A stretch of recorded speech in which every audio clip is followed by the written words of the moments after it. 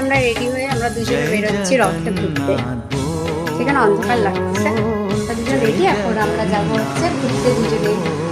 আর এটা হচ্ছে আমাদের সাথী। তো এই যে আমি পুরো রেডি। তো এখন আমি আর বলে মিলে যাচ্ছি হচ্ছে ঘুরতে। ফার্স্টে কই যাবো যাই না, তো আগে ভাবতেছিল রথতলা কোনো একটা জায়গায়। তাছাড়া প্রচুর এরকম সব দেখলাম। নজরদারি চলছে,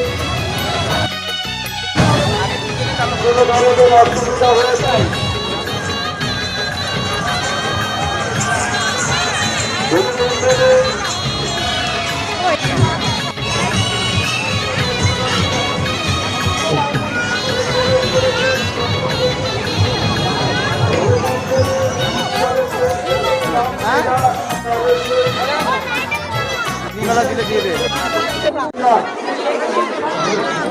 আমি আর কিছু চড়তেও পারবো না রে।